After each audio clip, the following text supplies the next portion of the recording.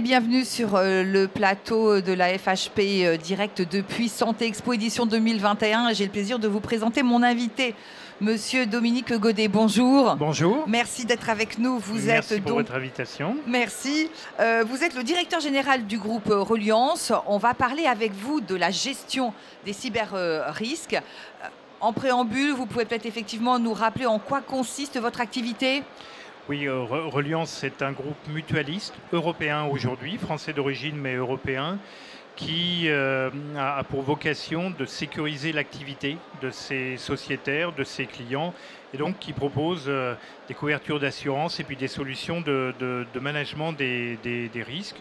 On accompagne les acteurs de la santé, les acteurs territoriaux et également dans la maîtrise, dans la connaissance et dans la couverture de leurs risques pour leur permettre d'assurer leur mission d'intérêt général. Donc nos clients sont des hôpitaux, des cliniques, des médecins libéraux et en particulier ceux du plateau technique lourd qui interviennent dans les cliniques, des établissements d'accueil de personnes âgées, handicapées, et puis évidemment des collectivités territoriales, villes, agglomérations, régions, qui elles aussi sont très impliquées dans l'offre de soins. On est présent en France depuis 90 ans à travers la création de CHAM, qui est la société de tête du groupe Reliance. Et puis on s'est développé depuis 2015 en Espagne, où on est aujourd'hui le leader de l'assurance des risques médicaux, en Italie et puis depuis peu en Allemagne. Voilà, donc on assure à peu près 3000 établissements de santé, dont la moitié sont des établissements de santé privés, et puis des dizaines de milliers de professionnels de santé, des centres de soins, des structures, comme je disais, du handicap ou du social, du médico-social. Alors, Monsieur Godet, les cyberattaques sont en augmentation depuis des années, hein, on peut le dire, c'est pas un secret. Comment vous intervenez auprès des établissements de santé ? Alors effectivement, le risque cyber est un risque émergent malgré tout, hein, qui est latent depuis de nombreuses années, mais qui émerge et qui émerge en particulier dans les établissements de santé depuis 2-3 ans, qui aujourd'hui est un vrai risque qui peut compromettre l'activité, la pérennité et l'offre de soins. Et donc nous, en tant que manager des risques, on s'est attaché à sélectionner les risques sur lesquels on accompagne nos clients. Les risques médicaux, c'est le métier premier de Reliance, et les risques cyber, les risques technologiques, et en particulier le risque cyber.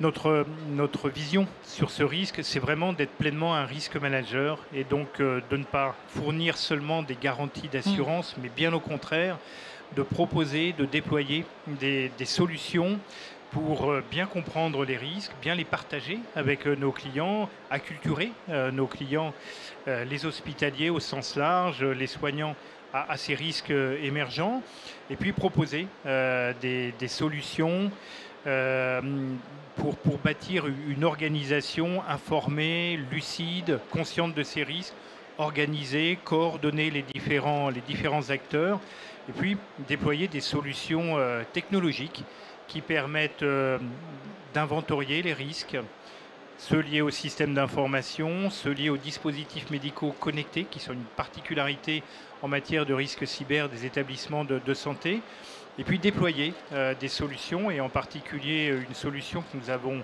bâtie avec une start-up israélienne, qui permet vraiment de cartographier l'ensemble des dispositifs médicaux, et puis de proposer des solutions de segmentation, de partage, de surveillance de l'activité, de détection des intrusions, des activités anormales, et puis des solutions de remédiation à ces risques.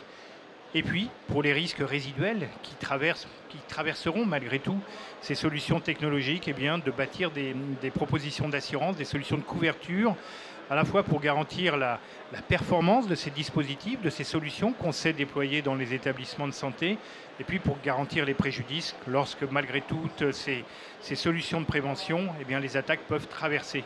Voilà. Bon, donc il y a une réelle coopération bien évidemment avec les établissements de santé, parce qu'il faut qu'effectivement, c'est pas facile aussi pour les médecins et toutes les équipes médicales de savoir qu'ils vont devoir, on va dire, s'adapter à certaines choses pour la protection des risques. Oui, parce que à un moment, tous ces systèmes, toutes ces solutions de protection sont des contraintes supplémentaires qui, évidemment, gênent ou perturbent l'activité des soignants.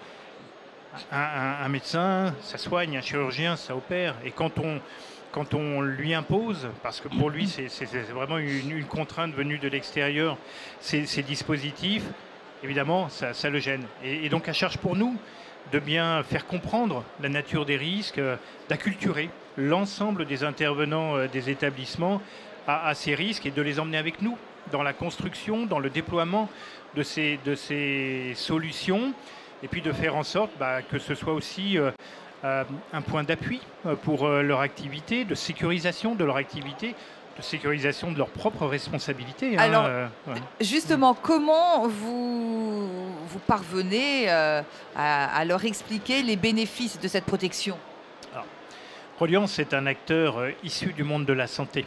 Voilà, CHAM, la société de tête du groupe Reliance, a été créée par et pour les hospitaliers. Et donc, on est vraiment au cœur de l'écosystème soignant, de l'écosystème médical. On a beaucoup de médecins, de cadres de santé qui sont dans nos équipes et qui connaissent les métiers, qui connaissent les organisations hospitalières, qui connaissent les soignants, les enjeux, qui sont à l'aise quand on fait des visites de risque, des audits d'établissement, et qui sont capables de bien faire le lien entre l'activité, les risques, la personnalité de ceux qui travaillent dans les établissements, et puis le risque. Voilà, leur expliquer, les emmener avec nous dans la compréhension du risque, et puis co-construire. On a vraiment cette volonté de construire ces solutions technologiques et assurantielles avec nos clients, nos assurés. On a un certain nombre de sites pilotes, voilà, de proof of concept qui sont en train d'être élaborés dans un certain nombre d'établissements en France, en Espagne, en Italie, en Allemagne.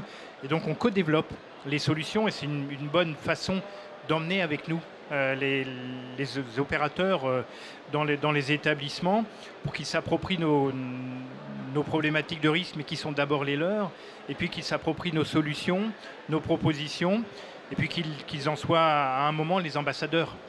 Bon, dernière question, quels sont les objectifs, les prochaines étapes pour le groupe? Alors, aujourd'hui, on travaille vraiment sur ces trois risques. Le risque médical, il s'agit vraiment pour nous de sécuriser le parcours de soins, de sécuriser la prise en charge, d'accompagner la transformation de l'offre de soins et la digitalisation et ces risques technologiques qui s'introduisent dans la fabrication, la dispensation du soin, et d'emmener les patients également dans cette vision des risques. Le second risque, c'est ce qu'on appelle le risque humain, le risque RH. Il s'agit là d'emmener les personnels pour les accompagner dans la sécurisation de leur activité, dans la protection sociale. On a l'habitude de dire que des équipes qui vont bien, ce sont des équipes qui évidemment prennent bien soin des patients, et c'est des risques médicaux en moins. Et puis le troisième sujet sur lequel on travaille et on investit beaucoup, ce sont les risques technologiques, et en particulier les risques cyber. Eh bien, écoutez, en tout cas, je vous remercie d'être venu sur notre plateau, nous expliquer tout cela, puis on vous souhaite une bonne continuation. Merci à beaucoup. vous. Au revoir.